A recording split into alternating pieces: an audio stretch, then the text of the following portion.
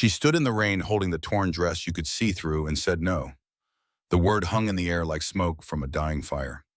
Around her, 200 women held their breath. Guards shifted their weight uncomfortable. The quartermaster's hand froze mid-gesture, his clipboard suddenly feeling heavy.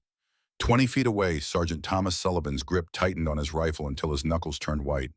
It was June 1945. The war in Europe had ended 6 weeks earlier, but peace hadn't reached the ground yet. Not here.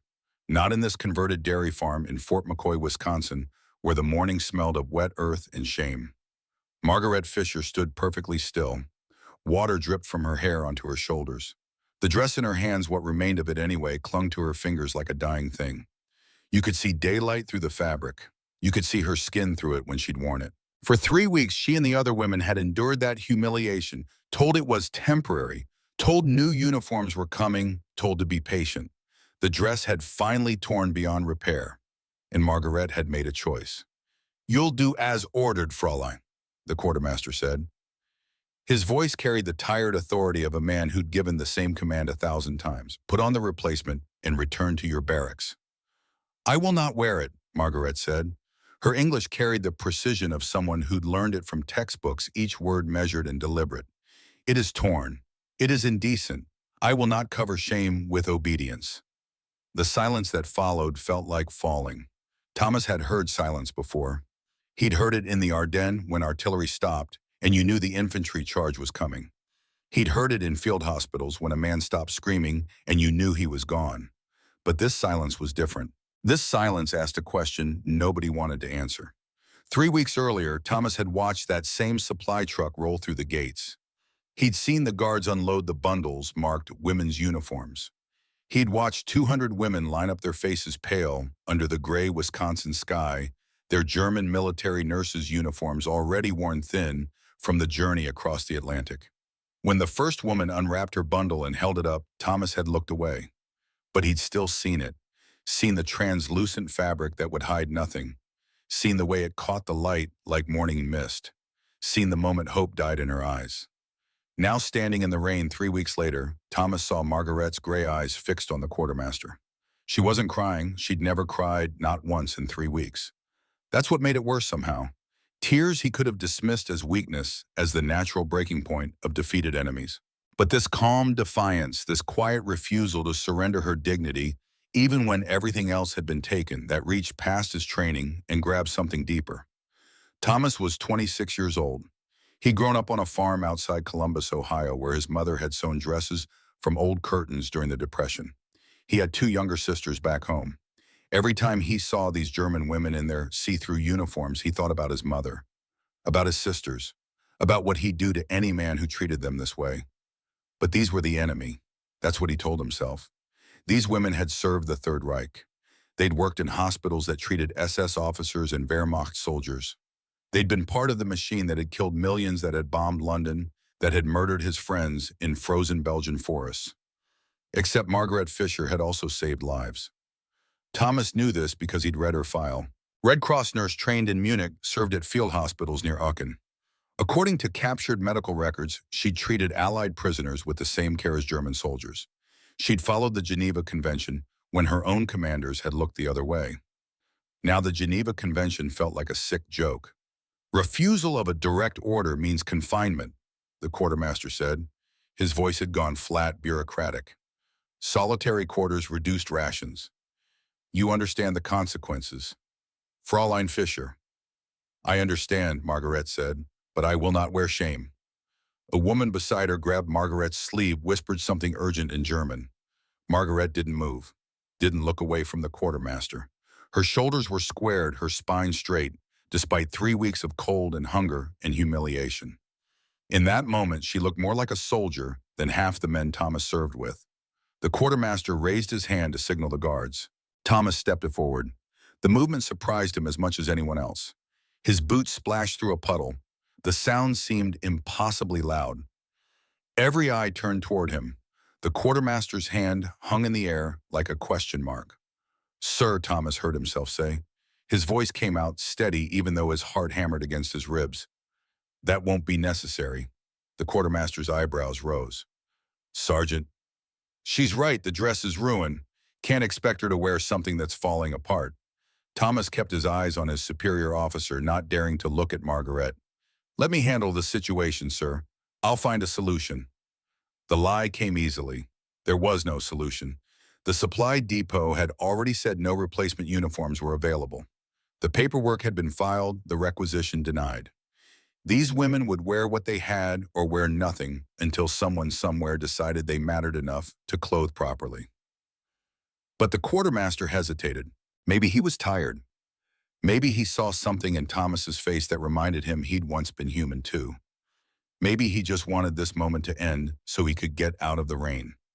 Very well, Sergeant, your responsibility. He turned to the assembled women. Dismissed. Return to your barracks. The formation broke like a held breath being released. Women scattered toward the long wooden buildings that served as their quarters. Margaret stood still for another moment, the ruined dress still in her hands. Her eyes met Thomas's across 20 feet of mud and rain and the wreckage of two nations. She didn't thank him. She didn't need to. The look said everything. It said she'd seen him, really seen him, not as a guard or an enemy or a uniform, but as a man who'd chosen conscience over orders, who'd risked something to give her back a piece of her dignity. Thomas couldn't hold that gaze. He turned and walked toward the guard hut, each step feeling heavier than the last. Behind him, he heard Margaret's footsteps moving toward the barracks. The rain kept falling. The war kept being over without actually ending. That night alone in the guard hut with rain drumming on the tin roof, Thomas thought about the line he'd just crossed. Not with his feet, with his heart. He thought about his father back in Ohio who'd taught him that a man's character showed most when nobody was watching. He thought about the propaganda posters in the mess hall that showed German soldiers as monsters. He thought about Margaret's eyes, gray as November clouds, holding steady even when everything around her crumbled. The supply locker stood against the far wall. Inside, Thomas kept his spare field jacket, the one issued when they'd shipped out from New Jersey 2 years ago. Olive drab, wool rough, but warm sleeves worn thin from use, but still serviceable. He pulled it out and held it in the lamplight. It would be too big for her. The shoulders would hang loose, the sleeves would cover her hands, but it would be warm. It would be decent. It would be proof that somewhere in this machinery of victory and revenge, humanity still existed. Thomas knew what regulations said. No fraternization with prisoners, no unauthorized transfer of military property, no personal involvement with enemy personnel. The rules were clear. Break them and face court-martial, demotion, dishonorable discharge. But sitting there in the guard hut listening to rain that sounded like distant applause, Thomas realized something. The war had taught him to follow orders. It had taught him to shoot straight and keep his head down and trust the chain of command. It had taught him that the enemy wore gray uniforms and spoke German and deserved whatever came to them. It hadn't taught him what to do when the enemy looked you in the eye and reminded you that underneath the uniforms and the flags and the propaganda, everyone was just trying to stay human. 3 weeks earlier, when that supply truck had first arrived, Thomas had tried to tell himself the translucent dresses were a mistake. Some clerk in a depot in Chicago had grabbed the wrong shipment. Someone would notice. Someone would fix it. It was just logistics, just the chaos that came after every war when millions of people needed feeding and housing and clothing, and nobody could keep track of it all. But a week passed, then two. The dresses didn't get replaced. The women kept lining up for roll call in fabric that hid nothing, their arms wrapped around themselves, their eyes fixed on the ground. And slowly Thomas began to understand. This wasn't a mistake. This was a choice. Someone had decided these women deserved this. Someone had looked at requisition forms and supply manifests and made a conscious decision that German nurses and clerks and administrators, women who'd been swept up in surrender and shipped across an ocean in cargo holds, didn't warrant the same consideration as male prisoners in other camps. Someone had decided humiliation was part of the punishment. In the canteen, some of the younger soldiers made jokes about it, said the women deserved worse, said they should have thought about that before serving the Third Reich, said turnabout was fair play, remember what they did to our guys in their camps. Thomas never laughed at those jokes, neither did the older men, the ones who'd seen real combat. They knew the difference between necessary hardship and deliberate cruelty. They'd all heard stories about German camps where Allied prisoners had been starved and beaten, and worse. But most of them had also met German soldiers who'd shared cigarettes during brief truces, who'd helped wounded enemies who'd been just as tired and scared and far from home as anyone else. War made enemies. Peace was supposed to make it stop. But here, 6 weeks after victory, Thomas watched 200 women shiver in see-through dresses and wondered who exactly had won. Private Danny McKenzie, a 19-year-old kid from Alabama, had asked Thomas about it once. They'd been on night watch together, walking the perimeter while the camp slept. "Sarge," Danny had said quietly, "this don't feel right." "What doesn't?" "The dresses, the way they got to wear them things. My mama wouldn't want this." Thomas had looked at the kid, barely old enough to shave, fresh-faced and earnest.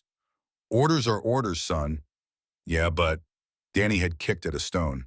"My mama always said you judge a man by how he treats folks who can't fight back. Seems like that ought to go for countries too." Thomas hadn't had an answer for that, still didn't. He folded the field jacket, carefully creasing the sleeves just so. Outside, the rain had stopped, but the night air still carried dampness, that particular cold that settled into bones and stayed there. Margaret would be cold in the barracks.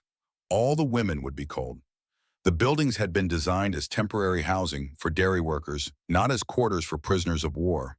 Thin walls, gaps around windows, stoves that barely worked. The jacket felt heavy in his hands, not from its weight, from what it represented, from the choice it forced him to make. Thomas thought about his mother again, sewing by lamplight during the Depression, her fingers working needle and thread, while his father listened to Roosevelt on the radio. She'd made dresses from flour sacks, coats from blankets, something from nothing, because that's what you did when times were hard. And she'd taught Thomas that dignity mattered, that no matter how little you had, you kept yourself clean and your head up and you treated others the way you wanted to be treated. She'd never said it only applied to Americans. The camp was quiet now. Roll call, finished dinner, eaten lights out in the barracks. Guards walked their rounds on schedule, their boots crunching gravel in the darkness. Searchlights swept across the compound in predictable patterns every 3 minutes. Thomas had memorized the rhythm weeks ago. He tucked the jacket under his arm and opened the guard hut door. Cool air hit his face. Above, stars pierced the clouds, indifferent and eternal. Somewhere out there, his sisters were asleep in Ohio. Somewhere, Margaret's family might be wondering if she'd survived. Somewhere, the machinery of peace ground forward, signing treaties and drawing borders, and deciding who got to go home and who didn't. Thomas stepped into the darkness.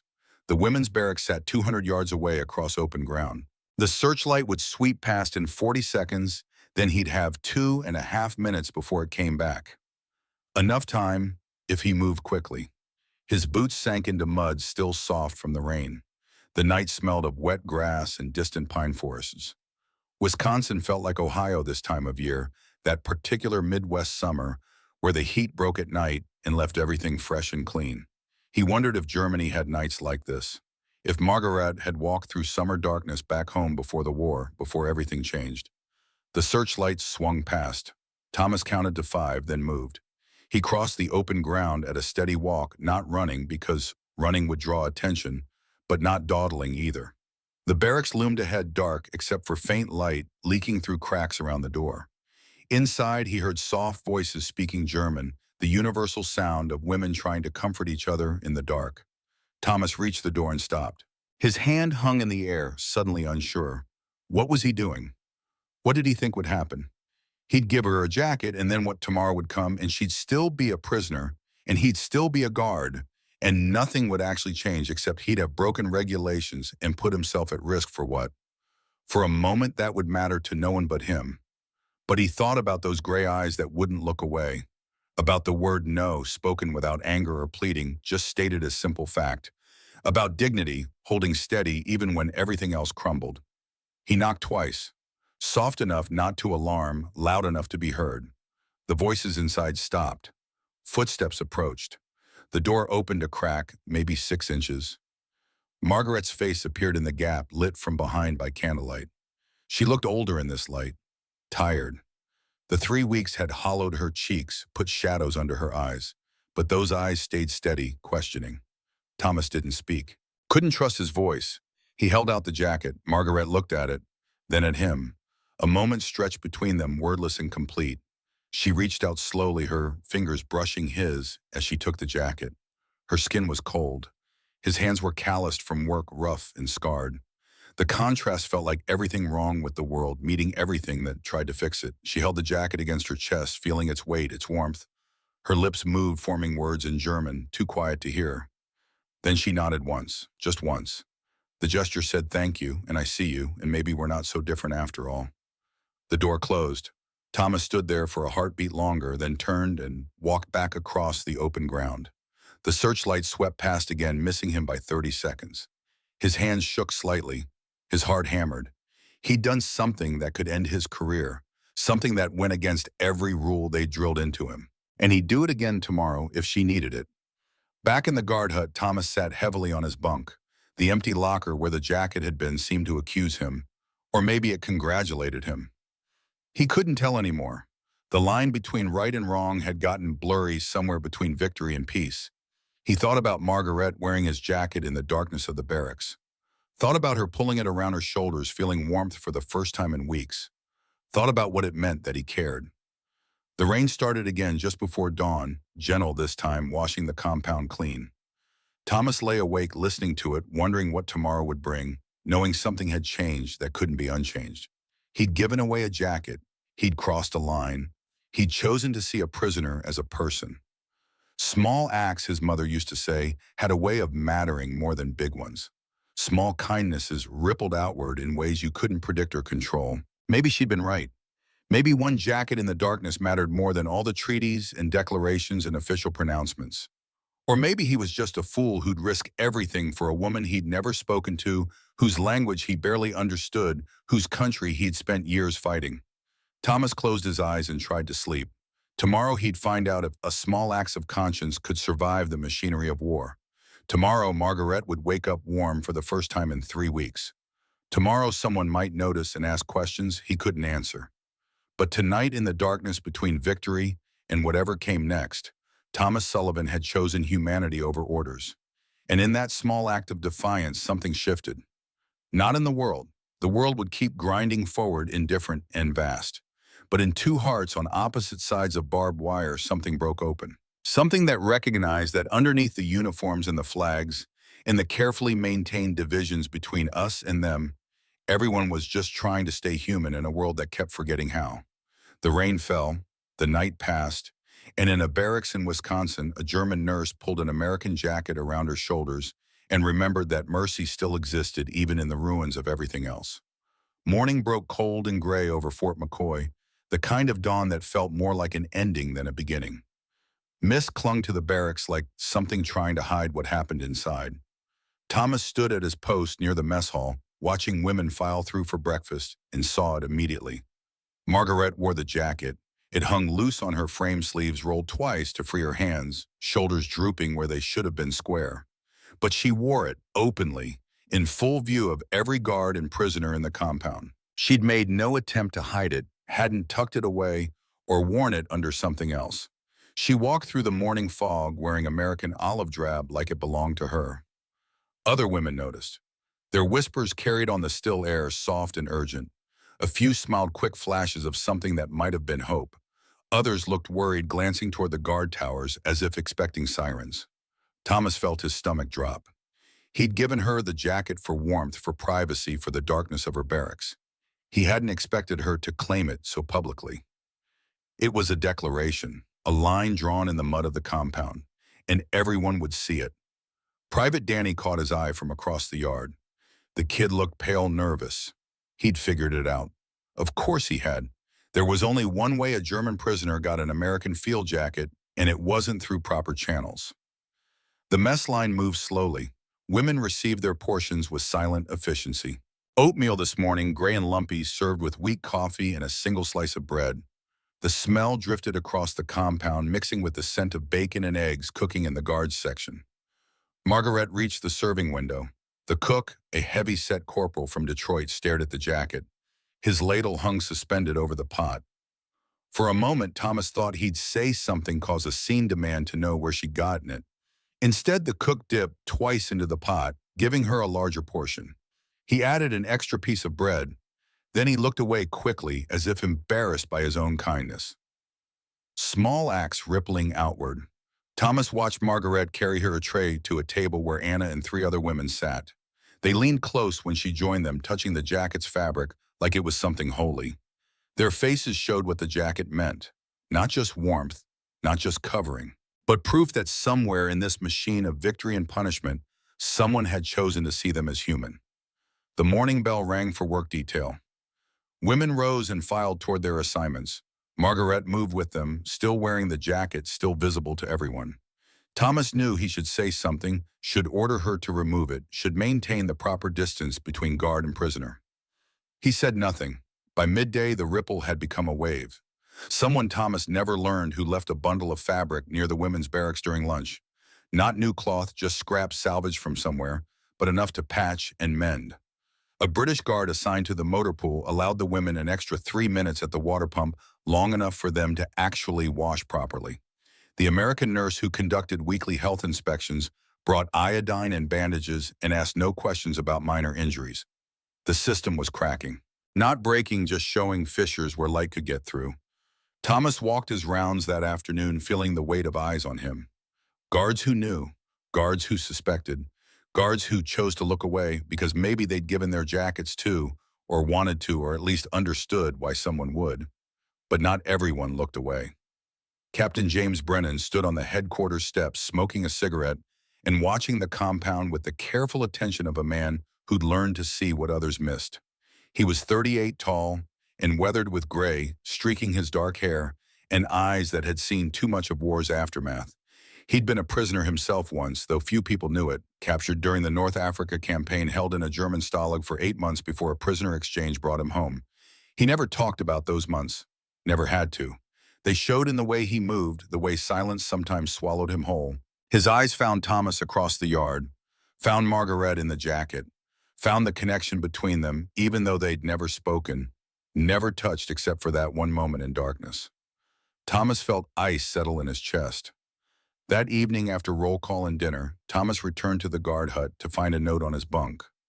2 words in Brennan's angular handwriting, my office, 2100 hours. The hours until 9 o'clock crawled like wounded things. Thomas tried to read, tried to write a letter home, tried to do anything except think about what was coming. But his mind kept returning to Margaret's face when she'd taken the jacket, to the way her cold fingers had brushed his, to the choice he'd made and couldn't unmake. At 9, he knocked on Brennan's door. Enter. The office smelled of tobacco and old wood. A single lamp cast yellow light across a desk buried in paperwork. Requisition forms, disciplinary reports, transfer orders. The machinery of occupation rendered in triplicate. Brennan sat behind the desk, a file folder open in front of him. He didn't look up when Thomas entered, just gestured toward a chair. Thomas stood at attention. Sir. Sit down, Sullivan. This isn't that kind of meeting. Brennan closed the folder and finally met Thomas's eyes. You know why you're here? Yes, sir. Good. Saves time. Brennan pulled a cigarette from a pack, offered one to Thomas. Thomas shook his head. Brennan lit his own and blew smoke toward the ceiling. How long have you been with this unit? 2 years, sir, since we shipped from Jersey. Good soldier. Exemplary record. Battle of the Bulge, right? Silver Star for pulling 3 men out of a burning half-track. Yes, sir. So you understand orders, chain of command, the importance of maintaining proper distance between personnel and prisoners. Brennan's voice stayed level, almost conversational. You understand why we have regulations about fraternization. Thomas said nothing. There was nothing to say. Brennan opened the folder again. Inventory report came across my desk this afternoon. Supply Sergeant noticed a discrepancy. Field jacket, olive drab wool issued to Sergeant Thomas Sullivan's serial number on file. Marked missing during routine inspection. He looked up. Except it's not missing, is it? No, sir. Where is it, Sergeant? The moment stretched. Thomas could lie, could say it was stolen, damaged, lost during a work detail. The supply system was chaos. Things went missing all the time. Nobody could prove anything, but Margaret wore the jacket every day now. Everyone had seen it. And lies Thomas had learned had a way of rotting from the inside out. I gave it to one of the prisoners, sir, the German nurse, Margaret Fisher. Brennan nodded slowly, unsurprised. Why? She needed it, sir. A lot of people need things in a POW camp. That's the nature of imprisonment. Yes, sir. So why her? Why risk your career for one German nurse? Brennan leaned forward, genuinely curious. I'm not being rhetorical, Sullivan. I want to understand. Thomas chose his words carefully. She was cold, sir. The uniforms they were issued weren't adequate. I had a spare jacket. Seemed like the right thing to do. The right thing. Brennan repeated the phrase like he was tasting it. You know what the right thing gets you in the Army court-martialed? Demoted. Sent home in disgrace. He stubbed out his cigarette. I could write this up. Should write this up. Unauthorized transfer of government property. Fraternization with enemy personnel. Both violations carry serious penalties. I understand, sir. Do you? Brennan's voice gained an edge. Do you understand that every regulation you broke exists for a reason? That maintaining distance between guards and prisoners isn't cruelty, it's necessity. That the moment you start seeing the enemy as people who need your help, you've compromised your ability to do your job. Thomas met his commander's eyes. With respect, sir, they are people who need help. The silence that followed felt like a physical thing pressing down on the room. Brennan stared at Thomas for a long moment, then did something unexpected. He laughed, not with humor, with the bitter recognition of a man who'd fought the same battle and lost. Yeah, Brennan said quietly. They are. He opened a drawer, pulled out a file, tossed it across the desk. Read that. Thomas opened it. Medical records from a German POW camp. WWII. American prisoners. The entries detailed treatment provided, supplies used, procedures performed. At the bottom of each page, a signature, Marguerite Fisher, RN. She saved 14 American lives, Brennan said. 14 soldiers who would have died from infection or blood loss or shock if she hadn't ignored her own commanders and treated them the same as German wounded. She did what you just did, Sullivan. Chose conscience over orders. He took the file back. So no, I'm not writing you up. Not this time. Relief flooded through Thomas, followed immediately by confusion. Sir, but I'm also not letting this continue. Brennan pulled another folder from the stack on his desk. Transfer orders came through yesterday. We're moving 200 women to processing camps in France. Need to clear space here for incoming German officers. The nurse Fisher, she's on the list. The relief died. When it dawned tomorrow. Thomas felt the floor shift beneath him. That's not enough time to what? Brennan's voice went hard again. To say goodbye to a prisoner you've never spoken to give her more army property, to cross more lines you shouldn't have crossed in the first place. He leaned back in his chair, suddenly looking older than 38. I'm trying to help you, Sullivan. I'm getting her out of this camp before someone else notices and makes an issue of it. Before you do something even stupider than giving away your jacket. With respect, sir, moving her to France isn't helping her. It's punishing her for my mistake. It's not punishment. It's reality. Brennan's voice softened slightly. She's a prisoner of war, Sullivan. This isn't her home. She doesn't get to stay because one American sergeant developed a conscience. She goes where the paperwork sends her, same as everyone else. Same as you and me. Thomas wanted to argue. Wanted to say that paperwork was just paper, that orders were just words, that someone somewhere could make a different choice. But he'd been in the Army long enough to know better. The machine didn't stop for individual stories. It just ground forward, processing people into numbers and numbers into transfer orders and transfer orders into trains that carried them away. Will she be safe? Thomas heard himself ask. In France, Brennan hesitated. It was answer enough. They hate the Germans even more than we do, Brennan said finally. Lived under occupation for 4 years. Had their men shot, their women raped, their children starved. So no, Sullivan. France won't be safe. It'll be harder than here. But it's where she's going, and there's nothing either of us can do about it. The meeting ended shortly after. Thomas saluted and left, walking back through the compound in the darkness. Above, stars burned with the same indifference they'd shown since the universe began. Around him, the camp settled into its nightly rhythms. Guards walking rounds, prisoners sleeping, the machinery of occupation turning without pause. Thomas didn't sleep. He lay on his bunk, staring at the ceiling, thinking about dawn and trains and all the things he should have said but hadn't. Thinking about Margaret waking up tomorrow to learn she'd be moved again, shipped again, processed again, through a system that saw her as a problem to be solved rather than a person to be considered. At 4 in the morning, Thomas gave up on sleep. He dressed quietly and walked to the loading platform where the trucks would arrive at dawn. The air smelled of pine and coming rain. Somewhere a bird sang, confused by the artificial lights, into thinking morning had come early. He wasn't supposed to be here, wasn't assigned to escort duty, but nobody stopped him when he volunteered to supervise the loading.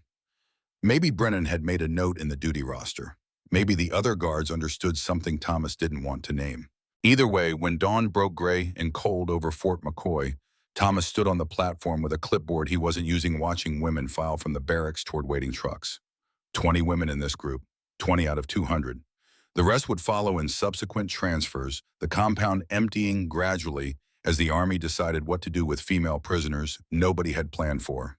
Margaret was third in line. She wore the jacket, of course, carried a small bundle wrapped in what looked like a torn sheet. Her hair had been braided tied with a piece of string. Her face showed the same calm Thomas had come to recognize. Not resignation, not defeat, just the steady determination of someone who decided to endure. A corporal checked names against a list. Margaret Fisher, nurse, no rank, no crime.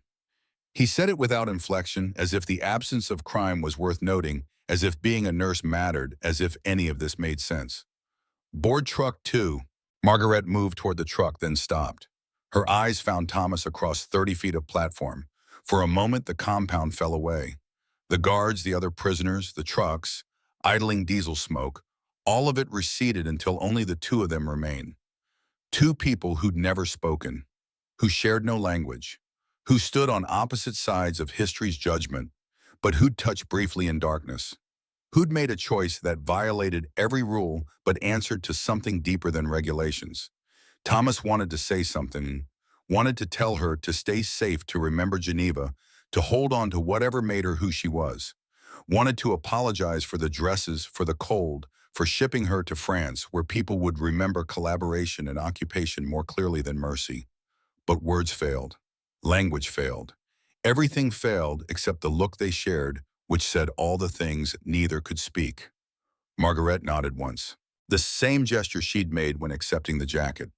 Acknowledgement, understanding, recognition that small acts of humanity mattered even when the world insisted they didn't. Then she climbed into the truck.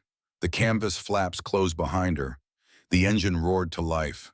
Thomas stood on the platform and watched the convoy pull away, carrying Margaret toward France and whatever waited there.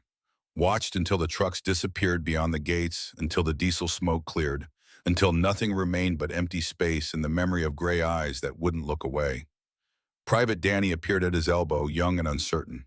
"Sarge, you okay?" Thomas realized his hands were shaking. He tucked them into his pockets. "Yeah, son, I'm fine.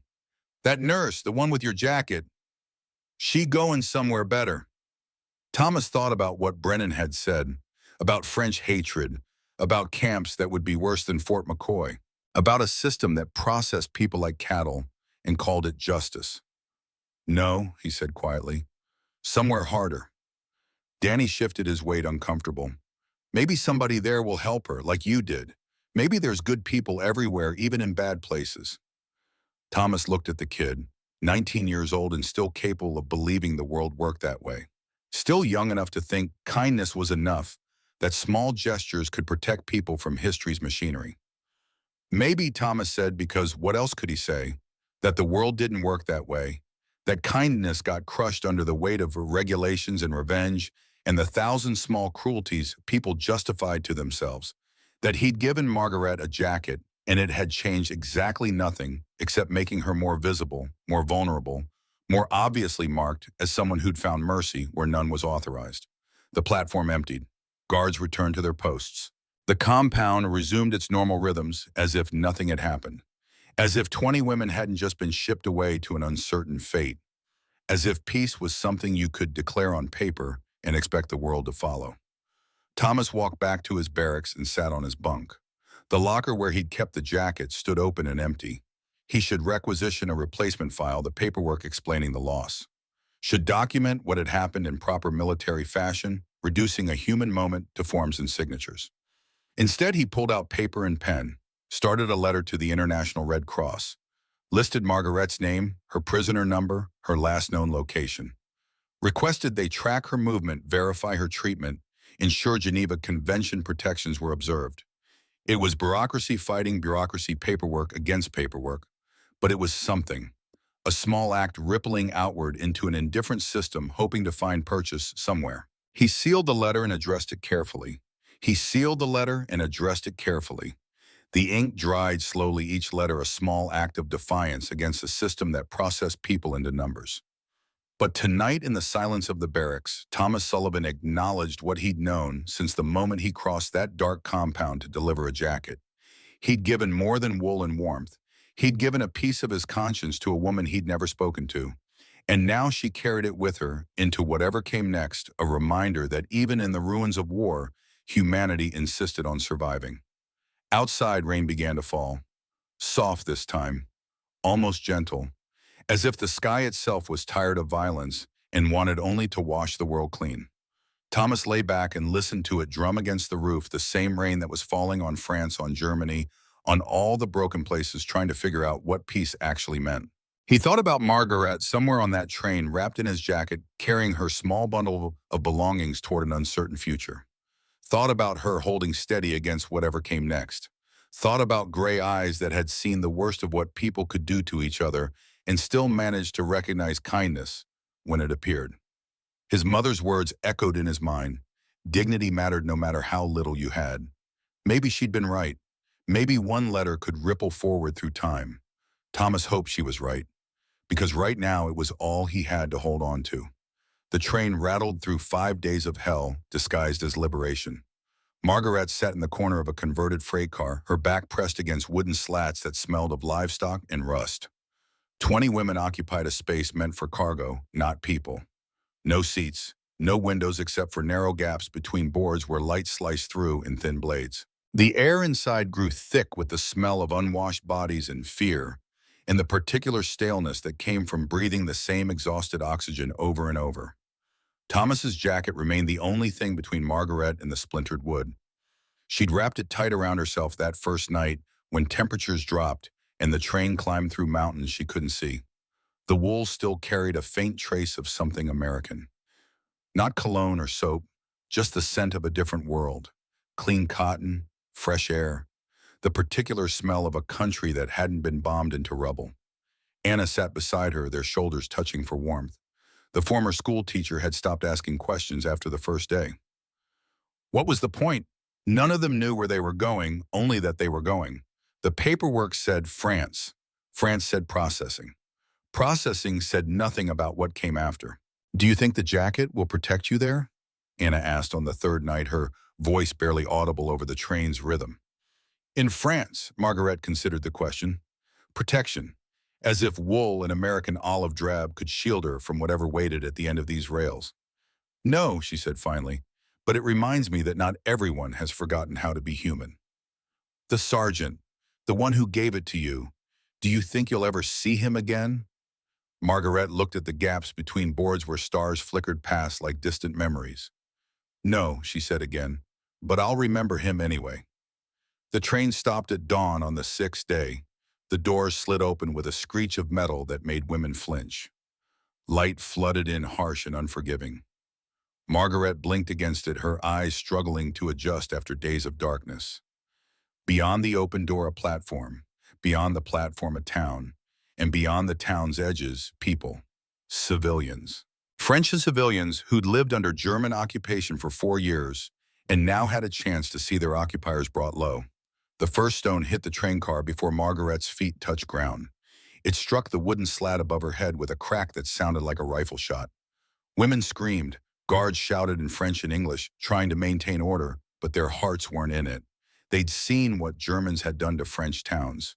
They couldn't quite bring themselves to protect German prisoners from French anger. Boche, the word came from everywhere and nowhere. Sale Boche, filthy Germans, collaborators, murderers, thieves. The accusations flew like stones, and stones flew like accusations, and the line between them blurred until everything was just hatred looking for a target. Margaret stepped down from the train into a wall of sound, shouting, cursing, spitting. The platform was lined 3 deep with people who'd come to watch German prisoners arrive. Their faces showed what 4 years of occupation had carved into French hearts. Rage, Grief.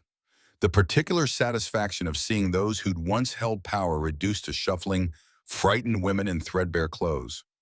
A tomato exploded against the woman in front of Margaret, coating her shoulder in red pulp that looked too much like blood. Another woman took a stone to the hip and stumbled, nearly falling. Guards formed a loose corridor, half protecting, half pushing the prisoners forward. Their rifles stayed shouldered. Their eyes stayed watchful. But they made no move to stop the civilians from expressing what words couldn't contain.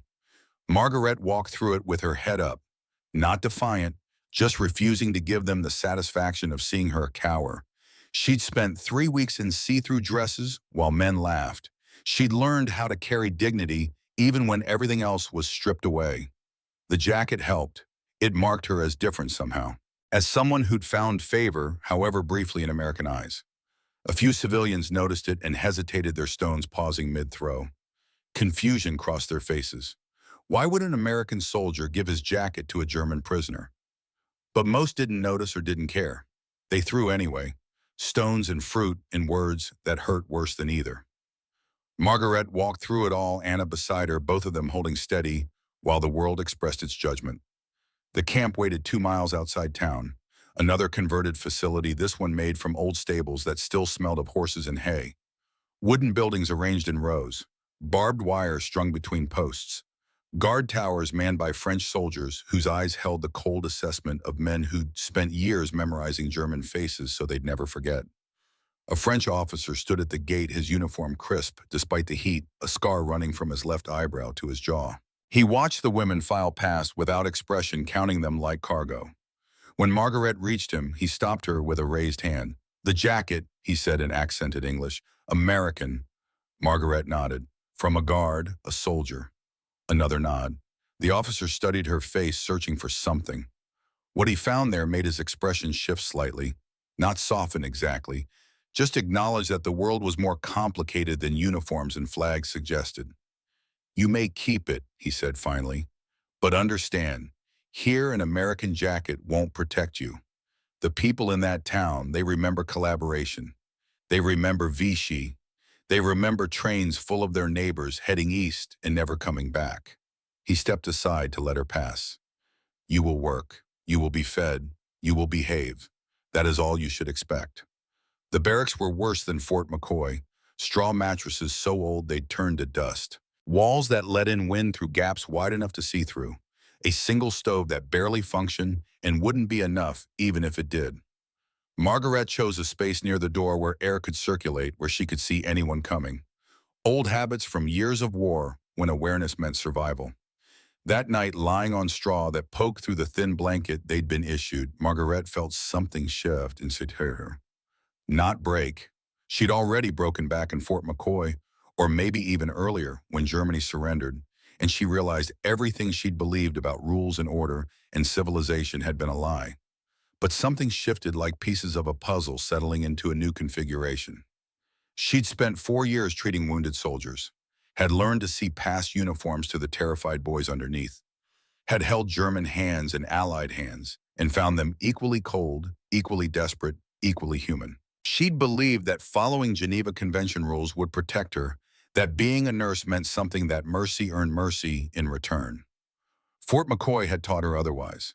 The translucent dresses had taught her that victory didn't make people better, just gave them permission to express cruelty they'd been holding back. But Thomas's jacket had taught her something else, that even in systems designed for dehumanization, individual humans could still choose differently.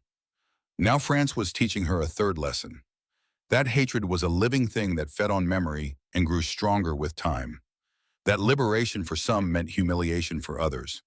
That the wheel kept turning, grinding everyone beneath it, and the only choice was how you held yourself while it turned. Anna's voice came from the darkness. "Are you awake?" "Yes." "What are you thinking about?" Margaret pulled the jacket tighter. "About how history doesn't move in lines. It circles back, punishing everyone in its orbit." "That's bleak." "That's honest." Silence stretched between them, filled with the sounds of other women breathing, shifting, trying to find comfort where none existed. Finally, Anna spoke again, her voice smaller. "Do you think we'll survive this?" Margaret thought about survival.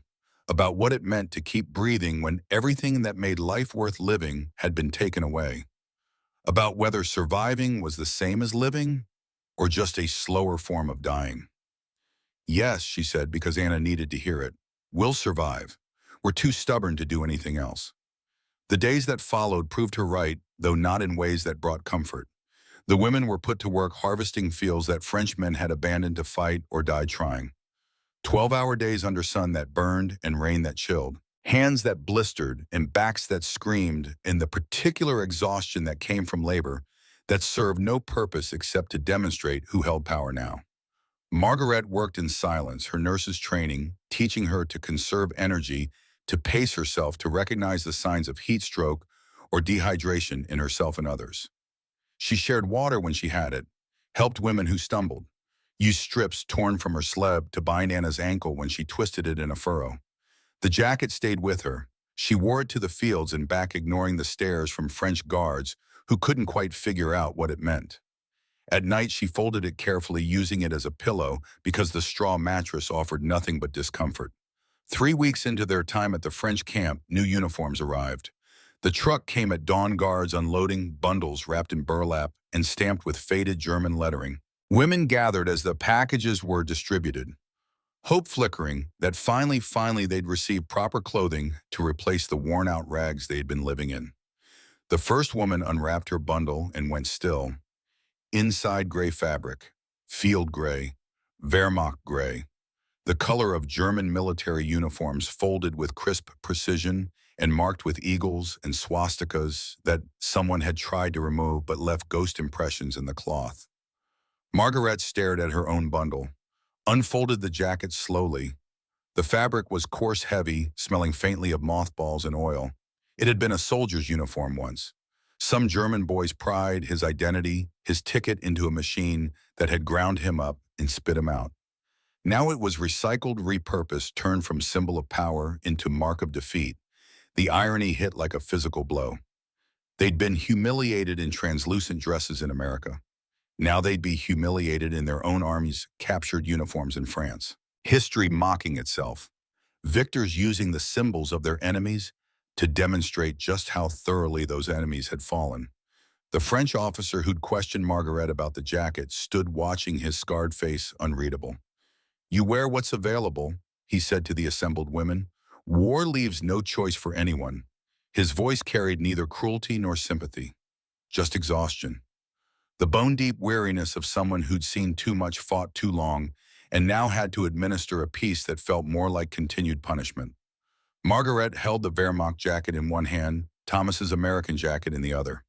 Two enemies, two nations, two completely different philosophies about humanity and power. The German wool was heavier, more durable. It would last through winter better than American field issue. But it represented everything she'd tried to leave behind. The propaganda, the cruelty dressed up as strength. The system that had convinced millions that following orders absolved them of responsibility for what those orders achieved. Thomas's jacket was lighter, worn thin from use. It wouldn't last another season. But it represented something she desperately needed to remember. That individuals could choose mercy even when systems demanded cruelty. That conscience existed separate from nationality. That underneath all the uniforms and flags, people were just people trying to navigate impossible choices. She pulled on the Wehrmacht jacket first.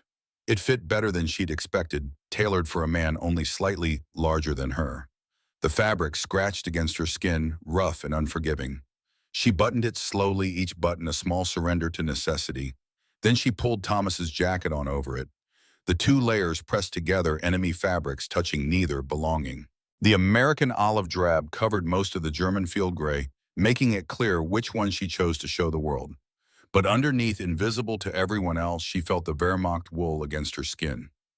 A reminder, a warning, a promise to herself that she'd never forget what she'd been part of, however unwillingly. Anna watched her layer the jackets and understood immediately. Wearing your history and your hope together. Something like that, Margaret said. The past scratches, the present warms. Maybe that's all we get. The weeks turned into months. Autumn came to France with golden light and cold nights. The work continued. The harvest ended, and they were set to clearing rubble in nearby towns, moving stones and broken bricks, their hands bleeding through makeshift gloves made from rags. The French civilians stopped throwing things after a while, but their eyes never softened. They watched the German women work and saw justice, saw the wheel turning, saw their occupiers reduced to labor, and thought this was fitting, this was right, this was what happened to nations that forgot humanity. Margaret understood their hatred even as she endured it. She'd seen what war did to occupied peoples, had treated French civilians in German hospitals, and heard their stories through translators, had watched German soldiers brutalize populations and justified it as military necessity. She had no right to ask for forgiveness, no right to expect mercy. She'd worn the uniform if only as a nurse. She'd been part of the machine. But at night, alone in the barracks with the jacket wrapped around her, she also remembered Thomas's face in the darkness, remembered his rough hands and uncertain expression, remembered the choice he'd made that violated every rule he'd been taught. If he could choose mercy for her, maybe mercy wasn't about deserving it. Maybe it was about recognizing that everyone was trapped in history's machinery, and the only way out was to occasionally jam the gears with small acts of defiance. Winter came hard and early. The straw beds offered no insulation. Women huddled together for warmth, their breath fogging in the freezing barracks. Margaret shared her double layer of jackets when she could letting others wear them during the coldest hours. It wasn't enough. It was never enough. But it was something. One night in January, she found a scrap of paper in the barracks, probably torn from a supply manifest. She'd been careful not to think too much, not to feel too deeply, because feeling led to despair, and despair led to surrender. But that night, with wind screaming through the gaps in the walls and women crying softly in the darkness, something broke open in her. She needed to record this, needed to document what she'd seen and felt and endured, not for revenge or sympathy or even understanding, but because she was a nurse and nurses documented symptoms. And what she was witnessing was a symptom of something larger. A moral illness that had infected victors and vanquished alike. The disease of forgetting that enemies were human. She had no pen, but she found a stub of pencil that someone had dropped barely an inch long, and she began to write in tiny letters to conserve space. Started with the translucent dresses at Fort McCoy. The humiliation, the way victory had given permission for cruelty, then Thomas in the jacket, then the train, then France in the Wehrmacht uniforms, and the daily grinding away of anything that resembled dignity. She wrote without anger, wrote like she was recording a patient's chart. Temperature elevated, pulse thready, diagnosis humanity fighting to survive systemic dehumanization, prognosis uncertain. The words came slowly over weeks, written on scraps she collected, margins of newspapers, backs of requisition forms, any surface that could hold pencil marks. She hid each piece under a loose board beneath her mattress, checking obsessively to make sure no one had found them. Anna discovered her writing one night when Margaret thought everyone was asleep. The school teacher said nothing, just watched for a while, then whispered, "Why write it down? Who will ever read it?" Margaret paused, the pencil stub hovering over paper. "I don't know, maybe no one. But I need to believe that someday someone will want to know what this felt like.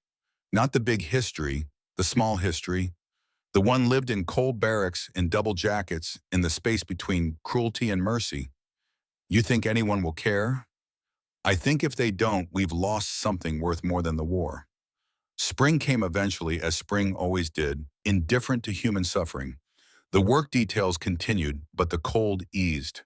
Margaret's hands, which had been cracked and bleeding through winter, began to heal. Her body, which had grown thin on prison rations, found a kind of equilibrium. Not healthy, just surviving. One morning in March 1947, the French officer with the scar called out names during roll call. Margaret's was among them. 20 women total. They were being released. Released. The word felt foreign. What did it mean to be free when you had nowhere to go?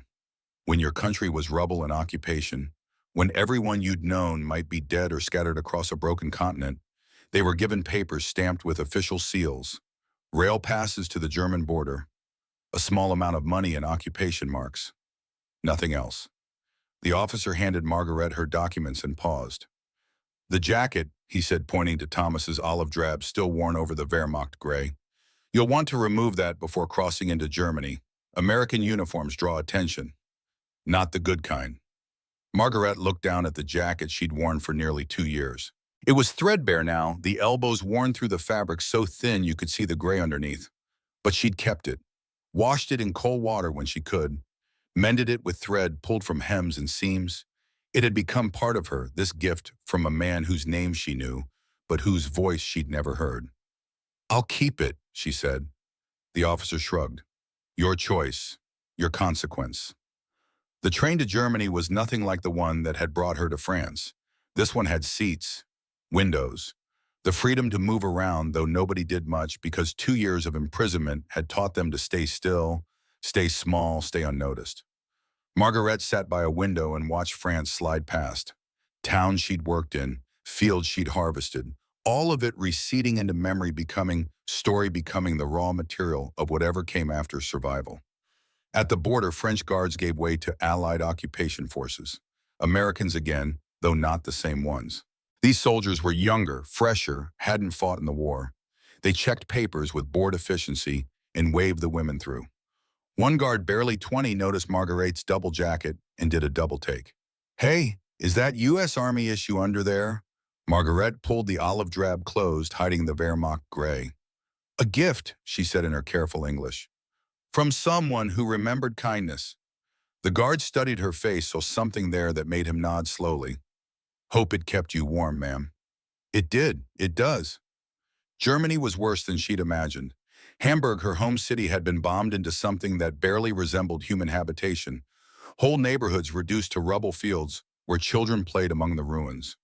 Streets where she'd walked to school now led nowhere. The hospital where she'd trained was a collapsed shell, its walls blown out, its roof gone, grass growing through the broken floors. She found work at a makeshift clinic run by a doctor who asked no questions about where she'd been or what she'd done. He needed hands that knew medicine. She had them. That was enough. The clinic was in a basement, damp and dark, but it had supplies scrounged from Allied medical depots. She treated pneumonia and malnutrition and the psychological wounds that had no names yet but showed in vacant eyes and shaking hands. She worked 12-hour shifts and went home to a room in a bombed-out apartment building where rain came through the roof and cold came through the walls. But it was hers. She was free, or as free as anyone could be in a defeated nation under occupation.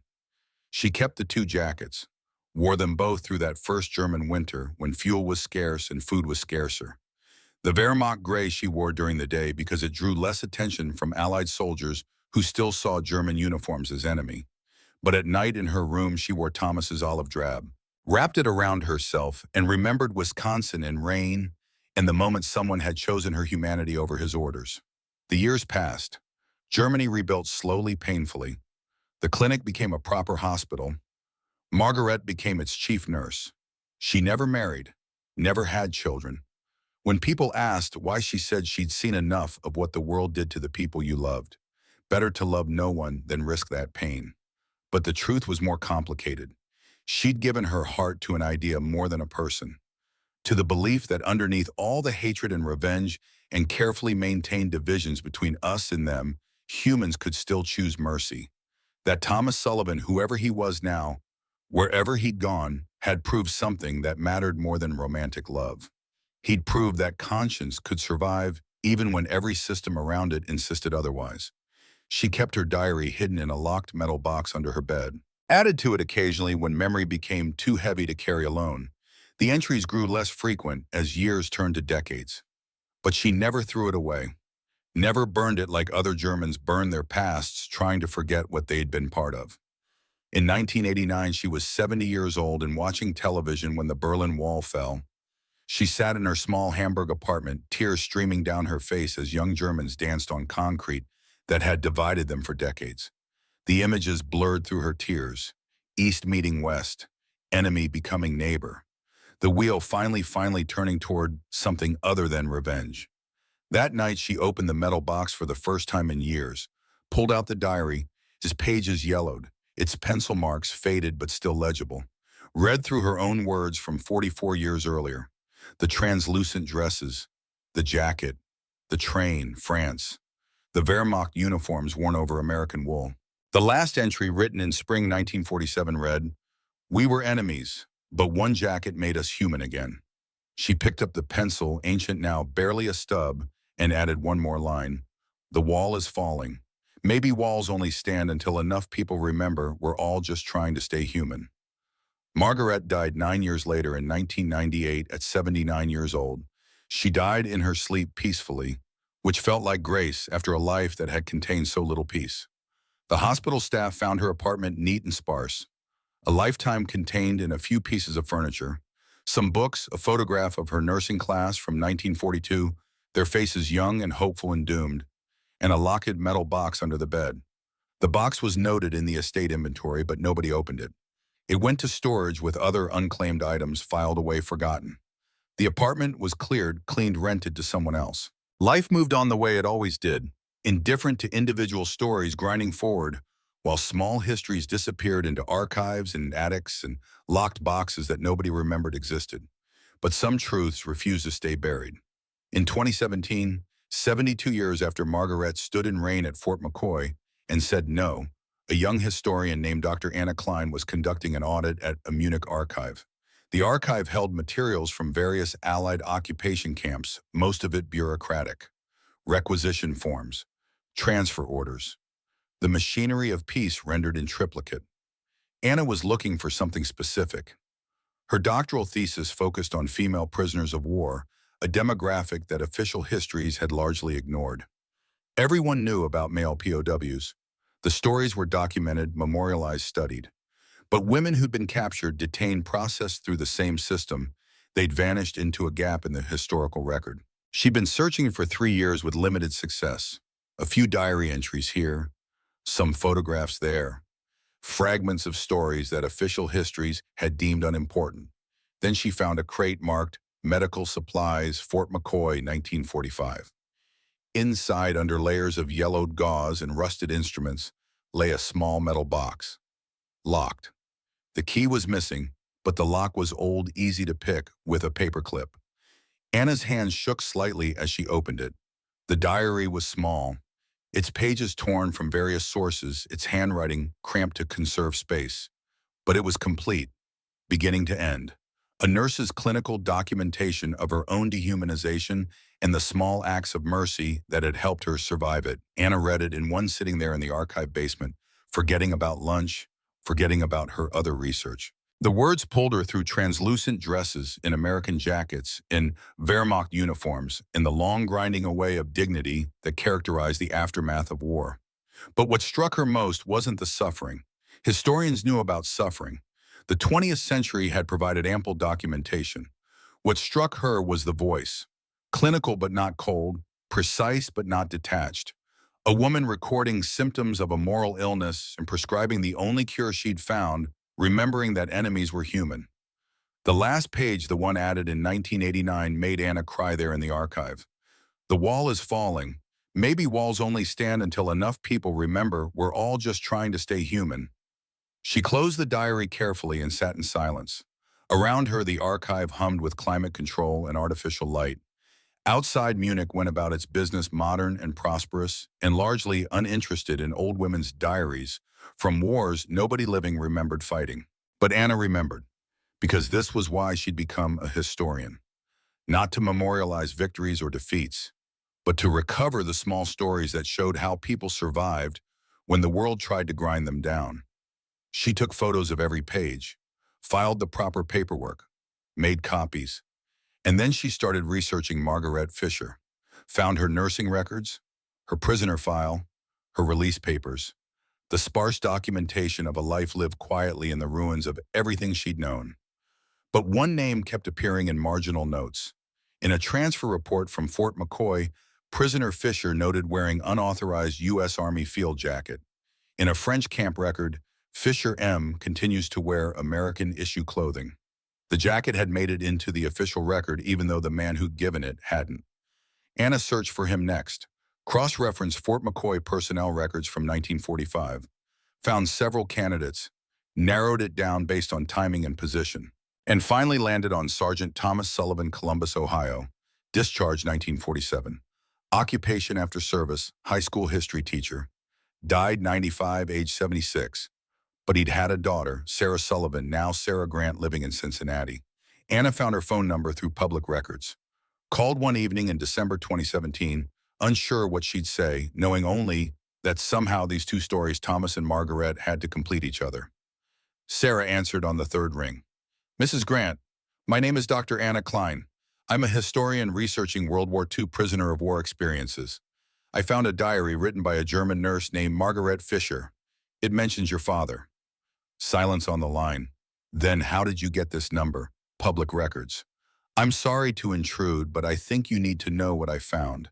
Your father gave this woman his jacket in 1945. She wrote about it, about him, about how that one act helped her survive 2 years of hell." More silence. Anna could hear breathing, careful and controlled.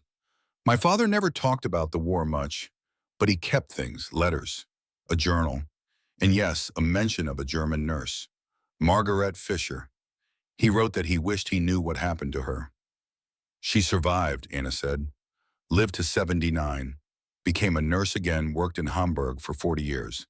And she kept his jacket until she died." "Kept it. It's in the archive with her diary, worn to threads, but she kept it." Sarah's voice cracked slightly. "Can I see the diary?"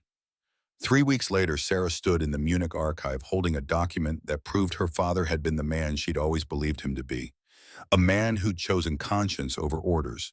Who'd risked his career to give an enemy prisoner her dignity back. Who'd spent the rest of his life teaching high school history and trying to make sure the next generation understood that wars were fought by people, not nations, and people could always choose mercy. Anna watched Sarah read her father's name in Margaret's careful handwriting, watched her voice break as she traced the faded letters with trembling fingers. "There's something else," Anna said quietly. She pulled out another document, a letter from Thomas to the International Red Cross dated October 1947. In it, he requested information about Margaret Fisher's status and location, asked that Geneva protections be verified, gave his return address in case any information became available. The Red Cross had responded 2 months later. Brief and bureaucratic. Margaret Fisher, released March 1947. Last known address, Hamburg, Germany. No further information available. "He tried to find her," Sarah said, her voice thick. "After the war. He tried. He did. And she remembered him. There's a line in the diary from 1989 when the Berlin Wall fell. She writes, 'I think of the American sergeant who gave me his jacket. Does he know the wall is falling? Does he know that his small act kept me human through years when humanity felt extinct?'" Sarah put the letter down carefully. She never knew his first name, just Sergeant Sullivan, and he never knew if she survived. "No," Anna said. "They never met again, never corresponded, probably never would have even if both had tried. The system didn't facilitate reconciliation. It just processed people through and moved on. But his jacket kept her warm. More than warm, kept her believing that mercy existed. That's what the diary documents. How small acts of humanity can sustain people through systemic cruelty." Sarah was quiet for a long time, looking at the diary, the letter, the thin thread connecting her father to a woman he'd never spoken to but had somehow loved in the only way that mattered. Loved enough to risk something. Loved enough to try finding her after. Loved enough that his small act had rippled forward through decades. "I want to go to her grave," Sarah said finally, "to tell her that he remembered, that he tried, that he taught his students about moments like this for 40 years until he died." "I'll take you," Anna said. They flew to Hamburg in February when the city was gray and cold and the cemetery stretched empty under winter sky. Margaret's grave was simple, just a stone with her name and dates, no epitaph, no decoration, the grave of someone who'd lived quietly and wanted no fuss in death. Sarah knelt in the frozen grass and pulled something from her bag. Thomas's service photograph taken in 1943 when he'd first shipped out. Young and serious, his eyes holding the camera steady. She placed it on the gravestone. "Ms. Fisher," Sarah said, her voice barely audible. "I'm Thomas Sullivan's daughter. He wanted you to know. He never forgot. He tried to find you. He kept a copy of his letter to the Red Cross in his desk until he died. Every time I asked about it, he'd just say, 'Someday I hope she knows I tried.'" Anna stood back, giving Sarah space but watching, recording. Because this was history too. Not the big sweeping narratives of battles and treaties, but the small stories of connection that persisted against all odds, of conscience refusing to surrender, of mercy rippling forward through time until it found its witness. Sarah reached into her bag again and pulled out something Anna hadn't expected. A jacket, olive drab, U.S. Army issue, worn thin at the elbows, thread coming loose at the seams. I found this in my father's attic after he died, Sarah said. Thought it was just an old uniform. But then I found the letter to the Red Cross and I understood. He'd kept a spare, in case he ever found you, in case you needed another. She placed the jacket gently on the grave, spreading it out like a blanket. He didn't forget, Sarah said. Neither of you forgot, and now neither will I. They stood there in silence as snow began to fall. Light flakes that settled on the grave, on the jacket, on the photograph of a young sergeant who'd chosen mercy over orders and spent the rest of his life teaching students that such choices mattered. Anna took photographs, would include them in her dissertation in the book she'd eventually write about women prisoners and the small histories that official narratives erased. Would make sure that Margaret Fisher and Thomas Sullivan entered the historical record together, their stories intertwined, proof that even in the machinery of war, individual humans could jam the gears with acts of conscience. But standing there in the falling snow, watching Sarah cry over a grave of a woman she'd never met, understood something that wouldn't fit in any academic text. She understood that kindness wasn't just an action. It was a legacy. It rippled forward through time, touching lives that would never know its origin, creating chains of mercy that connected strangers across decades and nations and all the carefully maintained walls between us and them. Thomas had given Margaret a jacket. Margaret had kept it, had written about it, had let it sustain her through years of cold. And now, 72 years later, that act was still radiating outward, still touching people, still proving that humanity insisted on surviving even when every system said it should surrender. The snow fell harder, the cemetery grew quiet, and two women stood over a grave in Germany, mourning a connection that had never quite happened, but had somehow changed everything anyway. That evening, Anna and Sarah sat in a Hamburg cafe drinking coffee that tasted nothing like the watery stuff from 1945, but somehow connected them to that time anyway. What happens now? Sarah asked. To the diary, to the story. Anna pulled out her laptop, showed Sarah the digital archive she'd been building. Dozens of stories like Margaret's. Women who'd been prisoners, who'd endured humiliation and cold, and the grinding away of dignity, who'd survived because someone somewhere had chosen mercy over regulations. I'm publishing it, Anna said. The book will be out next year. Unseen Voices, Female POWs of World War II. Margaret's diary is the centerpiece, and your father's letter. The whole story of the jacket and what it meant. Good, Sarah said. People need to know, need to remember that wars are fought by people making impossible choices, and that sometimes the right choice violates every rule you've been taught. They finished their coffee and walked out into Hamburg night. The city glowed with lights, modern and prosperous. You'd never know it had been rubble once, that women had frozen in barracks, that the wheel of history had ground so many lives to dust. But memory persisted, in diaries hidden in metal boxes, in letters to the Red Cross, in jackets kept long after their fabric wore through, in daughters who'd never met German nurses but cried at their graves anyway. The human story, Anna thought, wasn't the one in textbooks.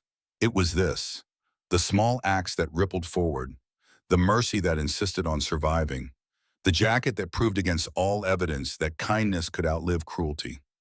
She and Sarah parted at the train station, promising to stay in touch, knowing they'd become part of this story now too. Witnesses, carriers, people who'd make sure that Margaret and Thomas weren't forgotten, that their moment of connection across enemy lines entered the record and stayed there. 3 months later, the museum opened its exhibit. Unseen Voices occupied a whole wing with Margaret's diary under glass at the center. Beside it, Thomas's letter, the photograph Sarah had left at the grave. And yes, the jacket carefully preserved its olive drab, faded but still recognizable. Visitors moved through, slowly reading the careful German script, the clinical documentation of dehumanization and survival. They read about translucent dresses and French hatred and Wehrmacht uniforms worn over American wool. They read the final entry from 1989 about walls falling and humanity remembering itself. And many of them cried, not for Margaret specifically, but for everyone who'd been ground up by history and still managed to hold on to the belief that mercy mattered, that small acts rippled forward, that a jacket could save more than a body, it could save faith. Outside the museum, Berlin hummed with life. Inside, time stopped at a display case holding a diary and a jacket and proof that even 72 years later, even after both parties were gone, kindness still spoke, still mattered, still insisted that beneath all the uniforms and flags and carefully maintained walls between enemies, everyone was just trying to stay human. And sometimes against all odds, they succeeded. The museum closed at 6. Anna locked the exhibit hall, leaving Margaret's diary under glass beside Thomas's letter and the worn jacket that had traveled further than either of them could have imagined. Outside Berlin, streets filled with evening crowds, buses, trams, the ordinary chaos of peace that previous generations had died trying to secure. Anna thought about Thomas teaching history to teenagers in Ohio for 40 years. About how he'd probably told versions of this story about how some of those students were now grandparents themselves, passing down the lesson that even in the machinery of war, individual conscience mattered. That night, she added a final note to her book manuscript.